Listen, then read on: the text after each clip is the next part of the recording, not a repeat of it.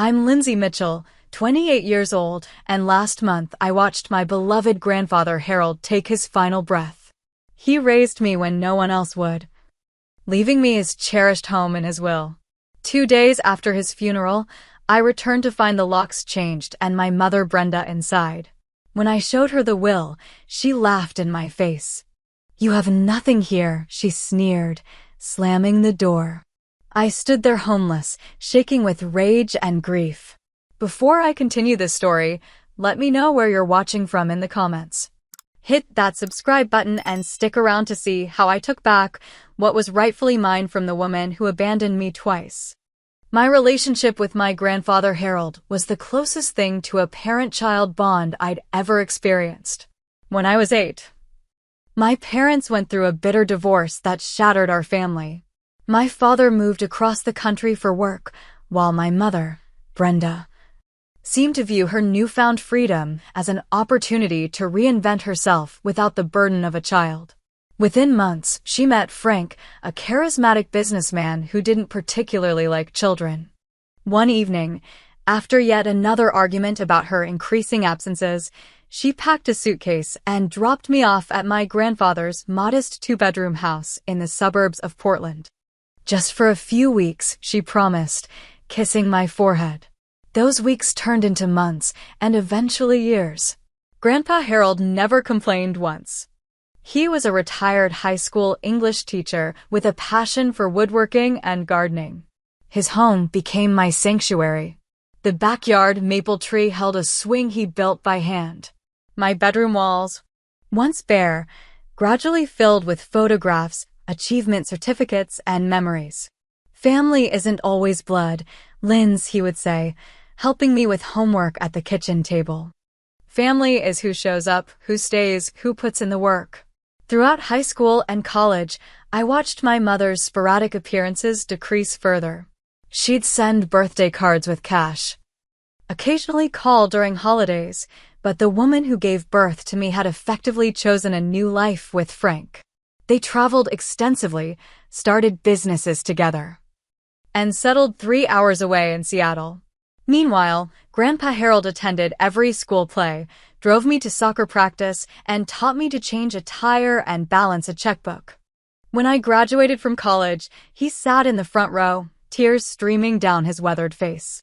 I got a job at a marketing firm in Portland and rented a small apartment downtown, but visited him every weekend. When he was diagnosed with pancreatic cancer 2 years ago, there was no question about what would happen next. I moved back home to care for him. Those final months were precious and painful. We watched old westerns together, I read his favorite poetry aloud, and we had conversations that stretched late into the night. During one such evening, as I adjusted his pillows, he brought up the house. "Lindsay, I want you to know that this place will be yours when I'm gone," he said, his voice weak but determined. "I've already arranged everything with Benjamin, my attorney. This house gave you stability once. I wanted to do that for you again." I tried to shush him, not wanting to discuss a future without him, but he insisted. "Your mother will likely make a fuss," he continued. "She's always felt entitled to things she didn't earn. But I've made my wishes clear legally. This home belongs to you." When he passed away on a rainy Tuesday morning, I was holding his hand. The grief was overwhelming, like drowning on dry land. I could barely function during the funeral arrangements, grateful that Grandpa had pre-planned most details. The reading of the will happened 1 week after the funeral. Benjamin Reynolds, Grandpa's longtime attorney and friend, confirmed what he had told me. The house, along with a modest life insurance policy and his personal possessions, were left to me. My mother sat across the room, her face tightening as Benjamin read the terms. "There must be some mistake," she interrupted. "I'm his only child." "There's no mistake, Mrs. Wallace," Benjamin replied calmly. Harold was very specific about his wishes. After the reading, my mother cornered me in the hallway, Frank hovering behind her like a shadow. "You manipulated him when he was sick and vulnerable," she hissed. "This isn't over." I was too exhausted by grief to engage. My friend Rachel suggested I stay with her for a few days to process everything before officially moving back into Grandpa's house. It seemed like a good idea to have some emotional support rather than facing those empty rooms alone immediately. "Are you sure your mom won't try anything?" Rachel asked as we drove away from the attorney's office. "What could she do?" I replied, "The will is clear. Grandpa made his intentions known to everyone, including his attorney." How terribly naive I was. How unprepared for the lengths to which a bitter, entitled woman would go. I spent 3 days with Rachel, sorting through my feelings and making plans for the house. I thought about which rooms I might renovate, how I'd preserve Grandpa's garden, whether I should keep his workshop intact. These thoughts became a lifeline through grief, a future to move toward. I had no idea that across town, my mother was already setting her plan in motion. On Friday morning, I drove to what was now legally my house, carrying coffee and fresh bagels. I planned to start cleaning out the refrigerator and sorting through some of Grandpa's clothes to donate. When I pulled into the driveway, something felt immediately wrong. The curtains in the living room had been changed from Grandpa's faded blue ones to cream-colored panels I'd never seen before. With growing unease, I walked up the familiar stone path and inserted my key into the front door. It didn't work. I tried again, jiggling the handle, but the key wouldn't turn. That's when I noticed the new deadbolt installed above the original lock. I knocked, first politely, then more forcefully as panic rose in my chest. Finally, the door swung open. And there stood my mother, dressed as if for a business meeting. "Lindsay," she said flatly. "What are you doing here?" "What am I doing here?" I repeated, stunned. "This is my house. Grandpa left it to me. What are you doing here, and why are the locks changed?" She smiled thinly and stepped aside, revealing the interior. The living room had been partially emptied, with Grandpa's favorite recliner notably missing. Boxes were stacked against one wall. "Your grandfather and I had an understanding," she said smoothly. "This house has been in our family for generations. He always intended for it to stay with his daughter." Frank appeared behind her, placing a possessive hand on her shoulder. "We've already spoken with our attorney. Harold wasn't in his right mind when he made that will, with all the medications he was taking." I stood there speechless for a moment before finding my voice. "That's not true." He was completely lucid. "He told me multiple times the house would go to me. It's in his will." I fumbled in my purse for the copy of the will Benjamin had given me, thrusting it toward them. My mother barely glanced at it. "Papers can be changed," she said dismissively. "What matters is what he told me personally. I'm his daughter. You're just his grandchild." "I took care of him for 2 years while he was dying," I said, my voice cracking. "Where were you?" "In Europe? On another cruise?" "You barely called him." Frank stepped forward, his imposing frame filling the doorway. "I think you should leave now, Lindsay. This is a family matter that will be settled legally." "I am family," I shouted, tears stinging my eyes. "And this house is legally mine." "You have nothing here," my mother said coldly, moving to close the door. "We'll have our attorneys contact you." The door slammed in my face. I stood there in disbelief, the bag of now-cold bagels still clutched in my hand. Through the window, I could see them continuing to pack up my grandfather's belongings as if I weren't even there. I retreated to my car and immediately called Benjamin Reynolds. His secretary said he was in court, but promised he would call back as soon as possible. Next, I called Rachel, barely able to form coherent sentences through my tears. "They've taken over the house," I sobbed. "They changed the locks. They're packing up his things." Rachel immediately offered to come get me, but I needed answers first. I drove to the local police station, naively hoping they could help. The officer I spoke with was sympathetic but explained that this was a civil matter, not criminal. "Even though I have the will showing I own the house?" I asked desperately. "Unfortunately, yes," he confirmed. "You'll need to go through the courts to enforce the will and evict them if they're unlawfully occupying your property." By the time Benjamin called me back, I was sitting in a coffee shop parking lot, feeling homeless and betrayed. He was outraged when I explained what had happened. "This is absolutely unacceptable," he said firmly. "The will is crystal clear, and I can personally attest that your grandfather was of sound mind when he made his decisions. Your mother has no legal ground to stand on." "So what do I do?" I asked, feeling completely lost. "We'll need to file for an emergency eviction," he explained. "But I have to warn you, Lindsay, these things can take time. The courts are backed up, and your mother seems prepared to fight dirty." The weight of what was happening crashed down on me. Not only had I lost my grandfather, but now I was facing a legal battle with my own mother over the home where I grew up. The home that was rightfully mine. "How much will this cost?" I asked, suddenly realizing the financial implications. There was a slight pause. "It won't be inexpensive," Benjamin admitted. "But Harold was my friend for 40 years. I'll work with you on the payments." That night, I stayed at Rachel's apartment again, this time not by choice but necessity.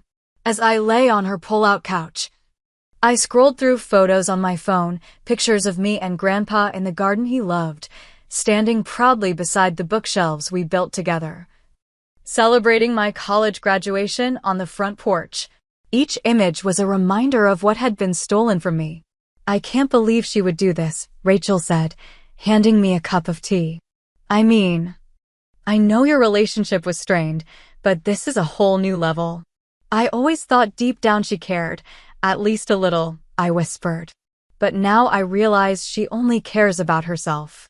She abandoned me once when I was a child, and now she's doing it again." I fell into an uneasy sleep that night, torn between crushing grief and building anger. The mother who had walked out of my life when I needed her most was now trying to take the only real home I'd ever known. The fight ahead seemed impossible. But I knew one thing for certain: I would not let her erase my grandfather's final wish. The next morning, I drove past the house on my way to work, a detour I couldn't help making. What I saw made my stomach drop. My mother and Frank were loading Grandpa's antique desk, the one where he wrote letters and graded papers for decades, into a rented moving truck. They were emptying the house of its valuables. Without thinking, I pulled into the driveway, blocking the truck. I jumped out of my car, shaking with fury. "What do you think you're doing?" I demanded. "Those aren't your things to take." My mother barely looked up from her clipboard. "Lindsay, we've been through this. Go to work. This doesn't concern you." "That desk belonged to Grandpa's father," I said, my voice rising. "He specifically wanted me to have it. It's listed in the will." Frank stepped toward me menacingly. "Move your car. Now." I pulled out my phone. "I'm calling the police. This is theft." My mother's expression changed from dismissive to angry. "Go ahead. Call them." To my shock, she pulled out her own phone and dialed before I could. "Yes, hello. There's a woman trespassing on our property and threatening us. We need assistance immediately." She gave the address, then smiled coldly at me. "They're on their way." I stood frozen, unable to comprehend that she was calling the police on me, her own daughter, at the house that legally belonged to me. 20 minutes later, I was explaining my situation to 2 officers while fighting back tears of frustration. I showed them the will on my phone, but just like the officer at the station had said, they explained it was a civil matter. "Ma'am, we understand your frustration, but we can't determine property ownership on site," one officer explained gently. "If there's a dispute about the will and property ownership, that needs to be resolved in court." "But they're taking things that belong to me," I protested. "Without a court order specifying what items belong to whom, we can't stop them from moving property," the other officer said. The humiliation of standing in my own driveway, being treated like an intruder while my mother smugly watched, was almost unbearable. I had no choice but to move my car and leave, watching in my rearview mirror as they continued loading my grandfather's precious belongings into the truck. At work, I could barely focus. During my lunch break, I called Benjamin again to update him on what was happening. They're emptying the house of valuables, I said, my voice breaking. By the time we get to court, there will be nothing left. This complicates things, Benjamin admitted. But it also strengthens our case. They're clearly acting in bad faith. I've drafted the emergency eviction paperwork. But I've also learned your mother has retained Victor Sullivan as her attorney. My heart sank. Victor Sullivan was notorious in Portland legal circles, an aggressive, borderline unethical lawyer who specialized in property disputes and wasn't above using dirty tactics. What does that mean for us? I asked. It means they're preparing for a fight, Benjamin said grimly. Sullivan will try to drag this out, challenge the will, possibly even claim your grandfather was unduly influenced by you during his illness. The suggestion that I had somehow manipulated my dying grandfather made me physically ill. That's disgusting. I was taking care of him. I know that, Lindsay. And we'll make sure the court knows it too. But I need to prepare you. This could get ugly and expensive. After hanging up, I sat in my car and did something I'd been avoiding. I calculated my finances. Between my modest marketing salary, rent for my apartment, student loans, and now unexpected legal fees, I was looking at a financial disaster. I had some savings, but nowhere near enough for a prolonged legal battle. That night, I couldn't sleep. Around 2 a.m, I created a spreadsheet of all my expenses, trying to figure out where I could cut costs. I considered taking a second job, selling my car, anything to fund this fight. The injustice of it all kept hitting me in waves. Not only had I lost my grandfather and my home, but now I was going into debt, trying to reclaim what was rightfully mine. The next day, Rachel connected me with her cousin who worked in real estate law. She couldn't represent me, but over coffee, she offered some advice and resources. Document everything, she emphasized. Take photos of the house, make lists of what was inside, gather any witnesses who heard your grandfather express his wishes. Witnesses, I repeated, suddenly remembering something important. Grandpa's neighbors, the Hendersons. They've lived next door for 20 years. They were there when he told me the house would be mine. This small realization felt like the first positive development in days. I immediately drove to the Hendersons' house after work. Martha Henderson answered the door, her face lighting up when she saw me, then falling as she registered my expression. Oh, Lindsay, she said, pulling me into a hug. We've been so worried. We've seen your mother and that husband of hers coming and going. Arthur tried to talk to them yesterday and got quite a rude response. Inside their cozy living room, the Hendersons confirmed they would be willing to provide statements about my grandfather's intentions. They had heard him mention multiple times that the house would go to me. He was so proud of you, dear Martha said, squeezing my hand. The way you cared for him those last months. I've never seen such devotion. This validation from people who had witnessed our relationship brought fresh tears to my eyes. As I was leaving, Arthur mentioned something that made my blood run cold. They've put up a for sale sign in the yard this morning, he said. Seems they're not wasting any time. I drove around the block to confirm. And there it was, a real estate sign bearing the name of a high-end agency. My mother wasn't just trying to claim the house, she was planning to sell it out from under me. That night, I made a difficult decision and posted about my situation on social media, careful to stick to the facts without venturing into potential defamation. I explained that my grandfather had left me his house, but my estranged mother had moved in, changed the locks, and was now attempting to sell the property against my grandfather's explicit wishes. The post quickly generated supportive comments, but also brought unexpected consequences. A distant cousin messaged me privately to say my mother had been telling family members that I had manipulated my grandfather while he was on heavy medications, convincing him to change his will to spite her. No one who knows you believes it, my cousin assured me. But she's really pushing this narrative. The realization that my mother was actively trying to damage my reputation within our extended family felt like another betrayal.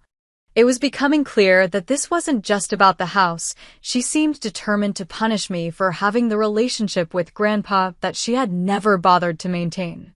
As I scrolled through local real estate listings that night, my heart stopped when I found it, Grandpa's house, my house, listed for $590,000. The listing included professional photos taken that very day, showcasing rooms that had been hastily staged, with most of Grandpa's personal touches already removed. The description read, "Charming family home with great bones, ready for your personal touch. Motivated sellers, priced to move quickly." They weren't just selling my inheritance. They were erasing any trace that my grandfather had ever lived there. And they were rushing to close a deal before I could stop them. The next day, during my lunch break, I drove by the house again, a painful ritual I couldn't seem to break. The for sale sign now had a virtual tour available rider attached to it. I parked across the street, fighting the urge to march up to the door and demand entrance to my own home.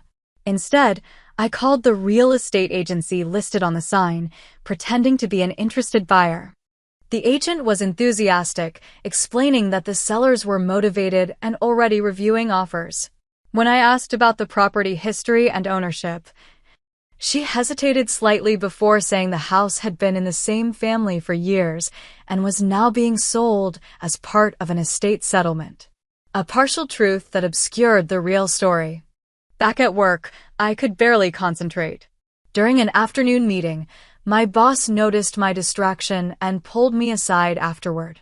"Lindsay, is everything okay? You haven't been yourself lately."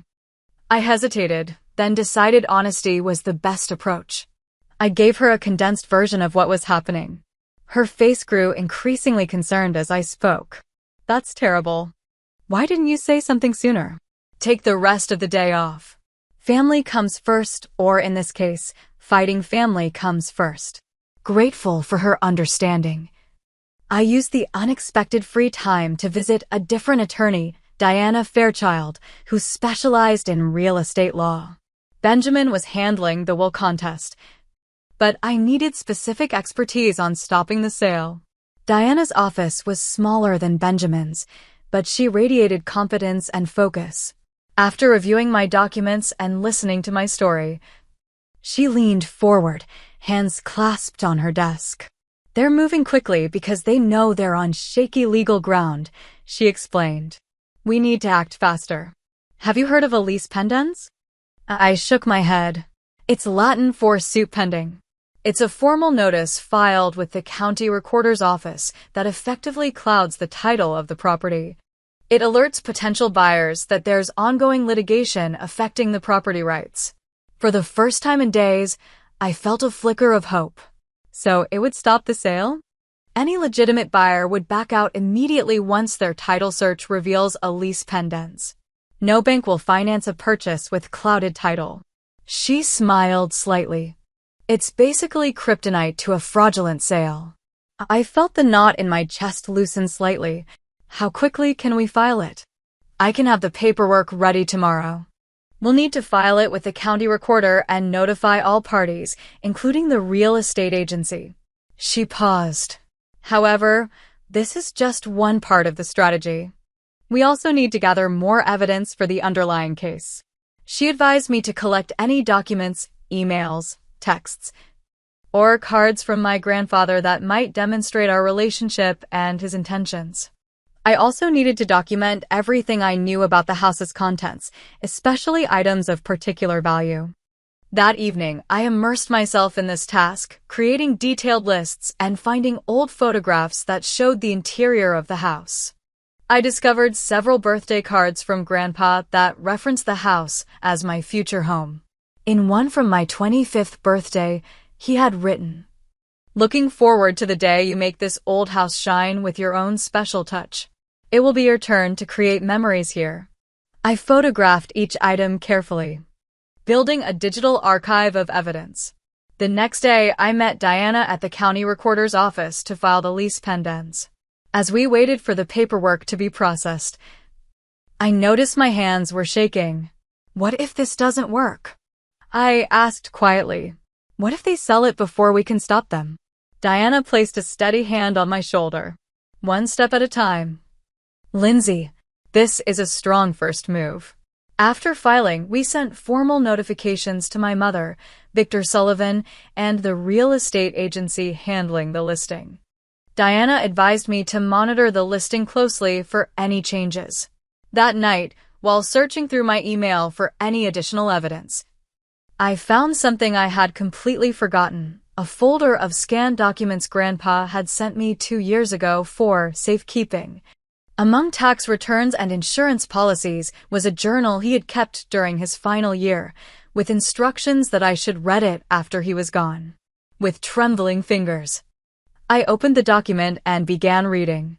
The journal contained his thoughts about his illness, reflections on his life, and, importantly, multiple entries about his concerns regarding my mother's sudden renewed interest in him after his diagnosis. Brenda visited today. First time in 3 years, one entry read. Asked pointed questions about my will and financial arrangements. Expressed surprise that the house wasn't already in her name. I didn't tell her I've decided to leave it to Lindsay. She would only cause problems before my time comes. Lindsay has been my true family. This house should go to someone who loves it, who has memories in every room, not someone looking to cash in. These private thoughts were devastating and vindicating all at once. I forwarded the entire document to both Benjamin and Diana, highlighting the most relevant passages. This was the evidence we needed, my grandfather's own words confirming his intentions and concerns. The next morning, I received an urgent call from Diana. The listing for the house has been updated, she said. It now says pending sale with a closing date set for next week. They found a buyer and are trying to rush the closing. My heart sank. But what about the lease pendants? Wouldn't that stop everything? Normally, yes. But if they're not disclosing it to the buyers, or if they found a cash buyer who's skipping some of the normal due diligence. She paused. We need to take more aggressive action. I'm going to contact the escrow company directly and the buyer's agent if we can identify them. This development filled me with renewed panic. The idea that my mother might succeed in selling my house out from under me, despite our legal actions, was unbearable. Diana assured me she would handle the notifications while I focused on gathering any remaining evidence for our case. Later that day, while sorting through more of Grandpa's digital files, I discovered something unexpected, a video recording. It was from last Christmas, when he was still relatively strong despite his illness. In it, he was sitting in his favorite chair. The decorated tree visible in the background, addressing the camera directly. Lindsay, he began, his voice warm but tired. I'm not sure if you'll ever watch this. But I wanted to leave something more personal than legal documents. This house has been in our family for 3 generations. My father passed it to me. And now I'm passing it to you, the person who brought it back to life when you came to live with me all those years ago. He went on to speak about his hopes for the house's future, mentioning specific features he hoped I would preserve and others he thought I might want to update. It was clear evidence that his decision to leave me the house was not a spontaneous one, but something he had considered deeply. I immediately forwarded the video to both attorneys, my hands shaking with emotion. This wasn't just evidence for our case. It was a precious final gift from my grandfather that I hadn't known existed. Armed with this new evidence, we scheduled an emergency strategy meeting for the following day. It was time to bring everything together and take decisive action before my inheritance slipped away completely. The morning of our strategy meeting, I received a text from Martha Henderson. There are people measuring the front yard. They look like buyers. I forwarded the message to Diana, who called me immediately. This is moving too quickly, she said, her voice tense. The lease pendants should have stopped this. Either they're ignoring it or something else is happening. I'm filing for an emergency injunction today. Benjamin joined our conference call. His normally measured tone replaced with urgency. I've discovered something concerning, he said. The buyers appear to be associates of Frank's from his investment group. I suspect they may be helping facilitate a quick sale with plans to flip the property or split profits later. They're using straw buyers, Diana confirmed. It's unethical and potentially fraudulent, but difficult to prove without more evidence. We formulated a multi-pronged approach. Benjamin would file for the emergency injunction while Diana contacted the escrow company directly. I would gather any final evidence we needed from the Hendersons and other neighbors. As I prepared to leave work early for these tasks, I received a barrage of angry text messages from my mother. "What do you think you're doing with these legal games? You're only hurting yourself. This will cost you more than you can afford. The house is being sold. Nothing you can do will stop it." The last message chilled me. "You've made an enemy of the wrong person. I'm your mother. I know all your weaknesses." I showed the messages to Diana, who advised me to save them but not respond. "This is good for us," she explained. "She's acknowledging she knows about your claim while threatening you. Judges don't look kindly on this kind of behavior." The next morning, Diana called with news. The escrow company has been notified of the lease pendants and legal issues. They're putting a hold on the transaction, pending legal clarification. This small victory gave me courage. The emergency hearing for the injunction was scheduled for the following Monday, but there was still the weekend to get through. I worried about what my mother might do when she learned the sale was delayed. Saturday morning, I drove to the house with Benjamin. We had decided it was time to formally serve my mother with the court documents in person. A sheriff's deputy accompanied us, as Benjamin had requested official service of process. As we pulled up, I saw the moving truck was back in the driveway. They were continuing to empty the house despite our legal actions. The deputy approached first, knocking firmly on the door. After a long moment, Frank answered, his expression darkening when he saw me standing behind the officer. "Mr. and Mrs. Wallace, I'm here to serve you with legal documents," the deputy stated formally. Frank tried to object, but the deputy calmly explained that refusing service would only complicate matters.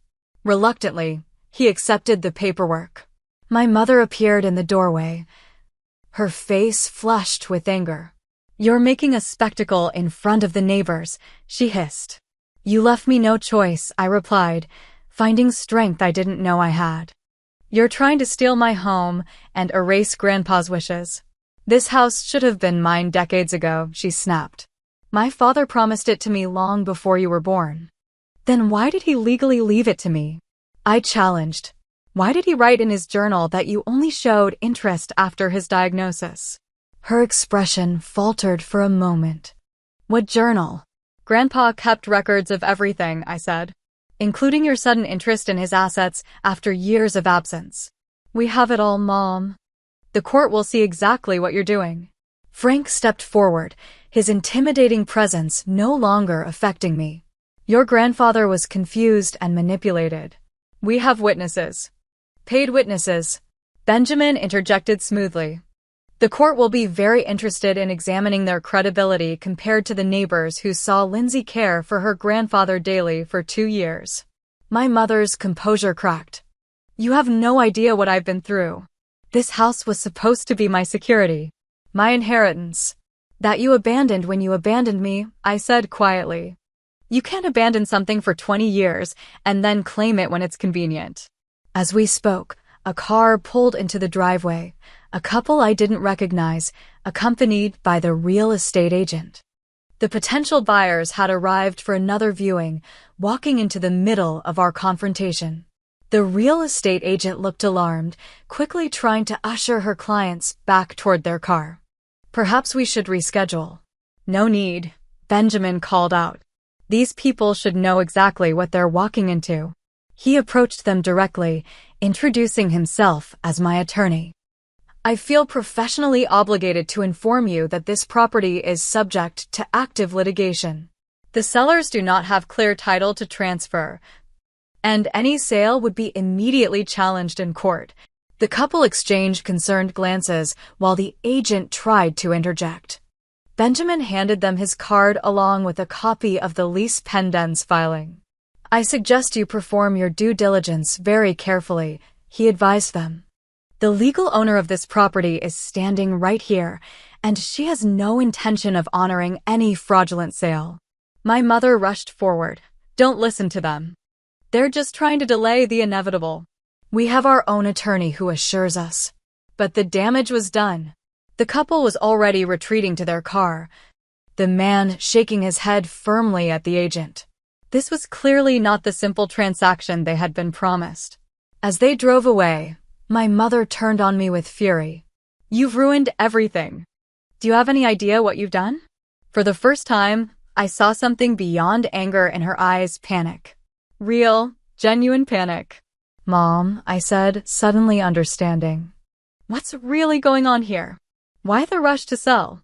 Frank tried to pull her away, but she shook him off. 20 years of resentment seemed to pour out of her at once.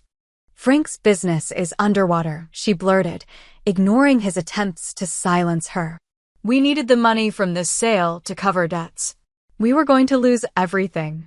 So you decided to steal my inheritance instead? I asked incredulously. It should have been mine to begin with, she shouted. My father chose you over me, his own daughter. The raw pain in her voice momentarily caught me off guard. Despite everything, I glimpsed the wounded person beneath the cruelty, a woman who had never felt she measured up to her father's expectations, who had run away from family responsibilities and now found herself desperate. That doesn't make what you're doing right, I said more gently. Grandpa made his choice based on the relationships he valued. You chose not to be part of his life, or mine. Our confrontation was interrupted by the ringing of Benjamin's phone. After a brief conversation, he turned to me with a smile. That was the buyer's agent, he said. They're formally withdrawing their offer. It seems our friends here neglected to disclose the lease pendens and pending litigation. My mother collapsed onto the front steps, her head in her hands. Frank paced the yard, making angry phone calls. The house wasn't sold yet, but the battle was far from over.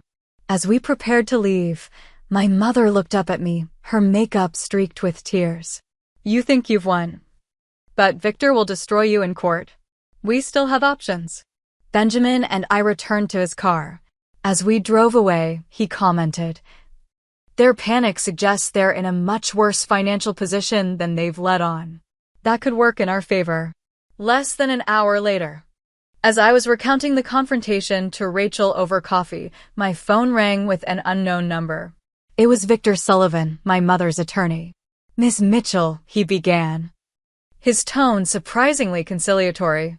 In light of recent developments, my clients would like to discuss a potential resolution before Monday's hearing. I looked at Benjamin, who had anticipated this call and was sitting across from me. He nodded encouragingly. I'm listening, I said, putting the call on speaker. Mrs. Wallace is prepared to vacate the property voluntarily and acknowledge your ownership rights, Sullivan continued, in exchange for certain concessions regarding personal property and a reasonable timeline. What changed? I asked directly. There was a pause. Let's just say my clients have reassessed their position. The evidence you've presented is compelling. After hanging up, Benjamin explained what had happened. The buyers backing out was the first blow. Then the escrow company probably informed them they could be liable for fraud for trying to sell property with clouded title. Finally, our evidence, particularly your grandfather's journal and video, made Sullivan realize they had no case. For the first time since this nightmare began, I felt the sweet taste of victory. The house wasn't back in my possession yet, but the tide had definitively turned. Monday morning's emergency hearing was brief but decisive.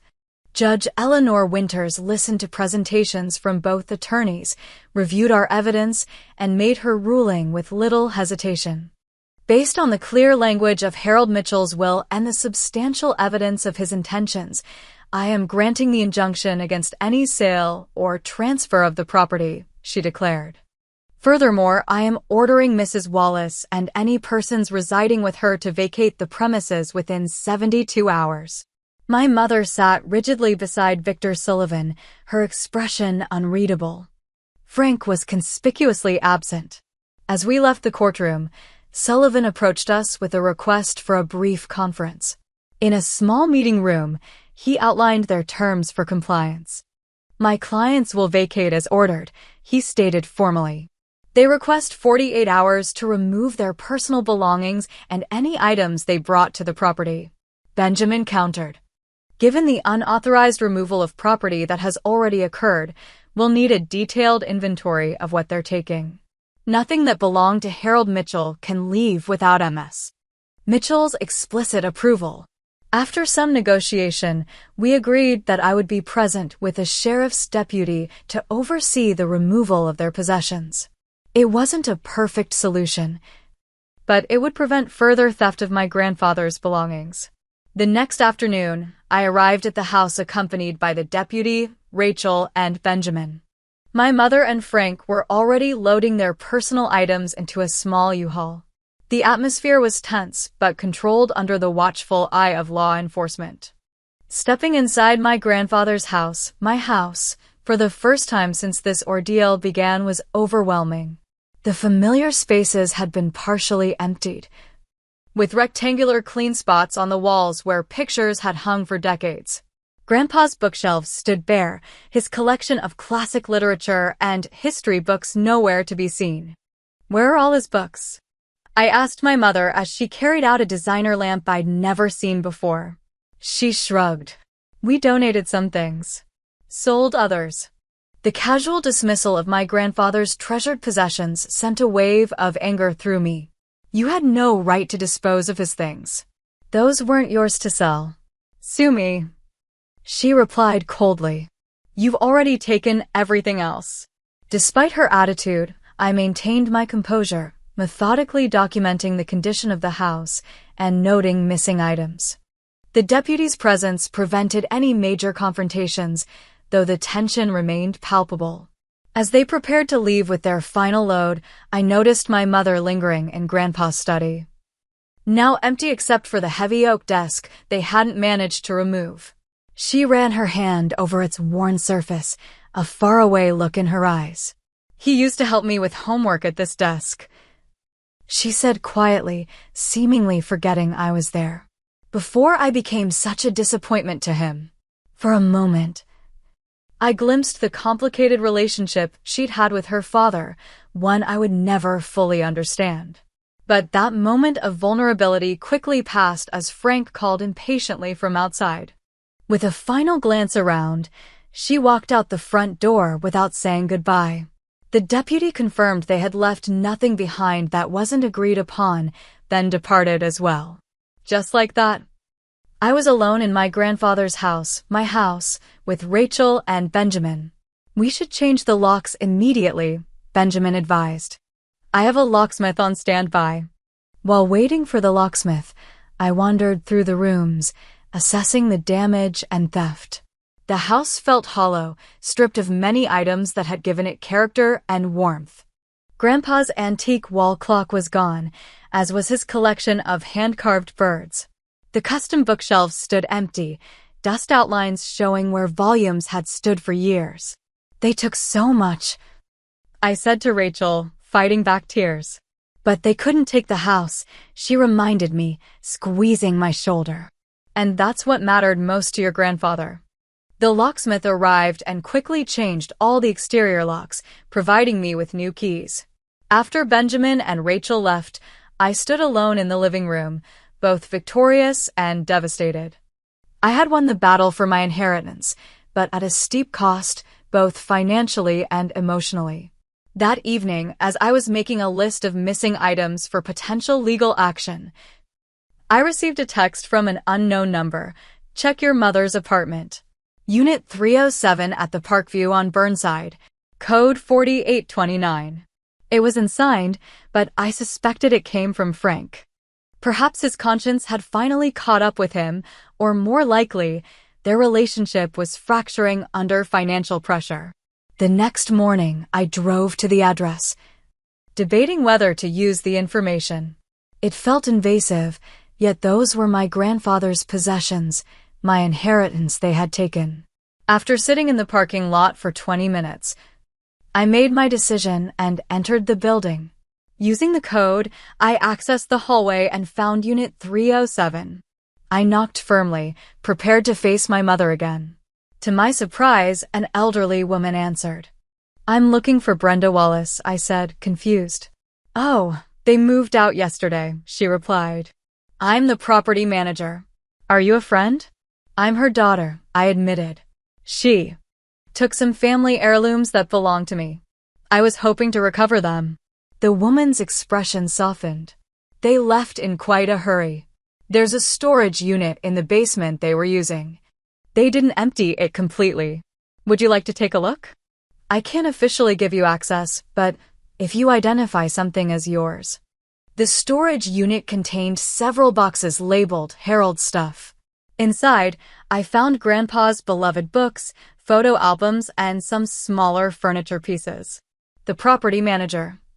After seeing my matching last name on my ID and hearing my story, allowed me to take what I could prove was family property. "Usually I wouldn't do this," she confided. But they left owing 2 months' rent. Mr. Wallace's checks bounced, and they disappeared overnight.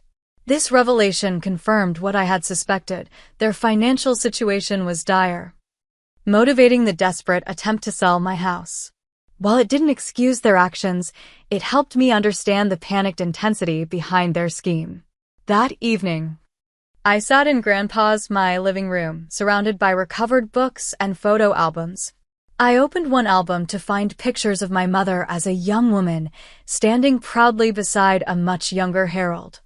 They were smiling, arms around each other, looking like a normal, happy father and daughter.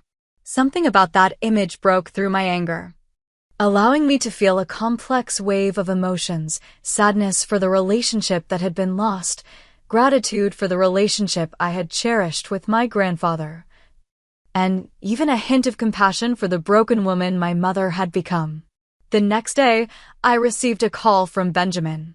"Your mother has dropped all claims to contest the will," he informed me.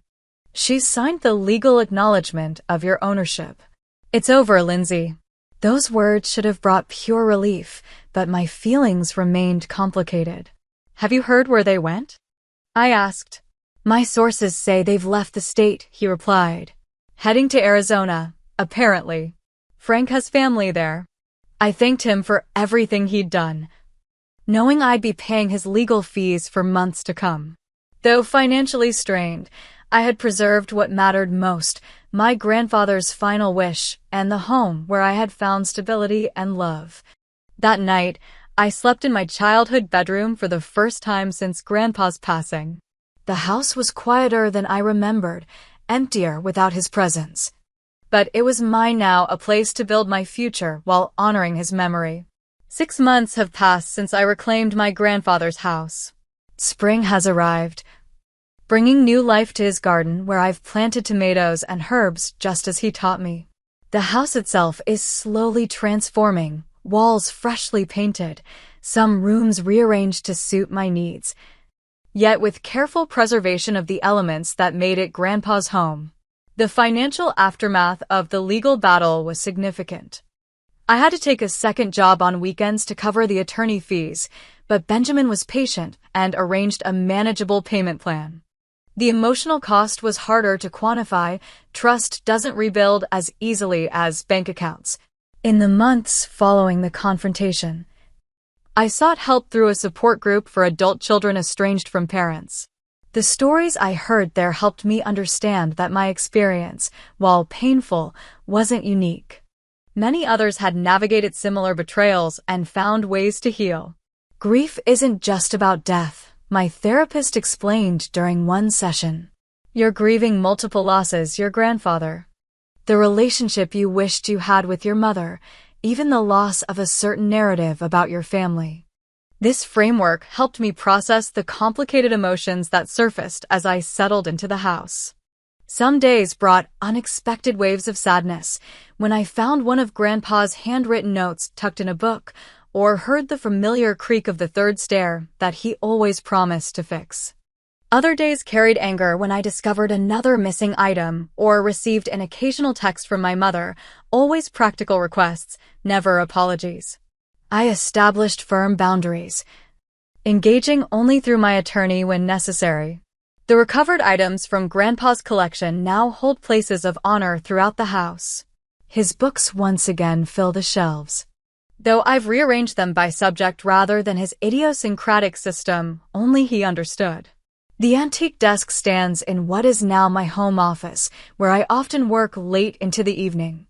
The neighbors have been incredible sources of support. Martha Henderson brings homemade bread every Sunday, continuing a tradition she had with Grandpa. Arthur helped me repair the back fence that had begun to sag, refusing any payment beyond a cold beer and conversation. Your grandfather would be proud, he told me as we admired our handiwork. Not just of the house, but of how you fought for what was right. Those words meant more than he could know. I've made new connections too. Diana Fairchild, my real estate attorney, has become a friend and mentor. Impressed by my determination during the legal battle, she suggested I consider law school. You have a natural instinct for justice, she observed over coffee one afternoon, and first-hand experience with how property law affects real people's lives. The idea took root. I've begun studying for the LSAT in the evenings, using Grandpa's desk as my command center. The marketing job that once seemed like my career path now feels like a stepping stone to something more aligned with my values. As for my mother, we remain estranged. 3 months after leaving Portland, she called from Arizona, asking if I would consider letting bygones be bygones. You're still my daughter, she said, her voice artificially bright. Family should stick together. The irony of those words after her betrayal wasn't lost on me. Family is who shows up, I replied, echoing Grandpa's wisdom. Who stays? Who puts in the work? The silence on the other end told me she recognized his words. I'm not closing the door forever, I continued, surprising myself with the offer. But I need genuine accountability, not just convenient forgiveness when you need something.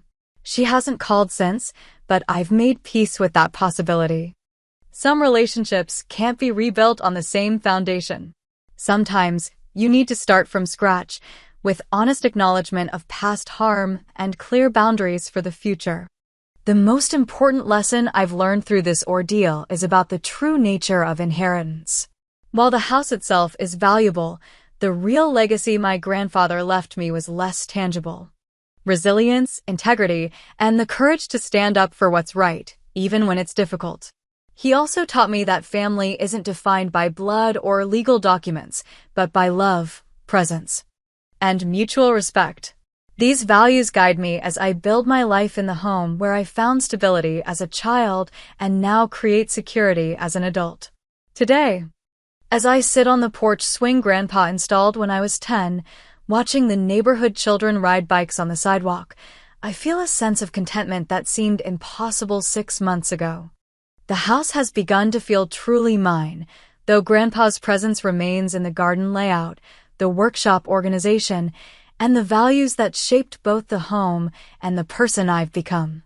If there's one thing I hope you take from my story, it's the importance of documenting your wishes clearly and standing firm against those who would disregard them. Protect what matters to you. But remember that healing often requires letting go of what doesn't serve you, including toxic relationships, even with family. Have you ever had to fight for something that was rightfully yours? Or had to establish boundaries with family members who couldn't respect them? Share your experiences in the comments below. Your story might help someone else facing a similar battle. And if you found value in my journey, please hit that subscribe button and like this video. It helps others find this community where we can support each other through life's difficult transitions. Thank you for listening, and remember, inheritance isn't just what's left to you, but what you choose to carry forward.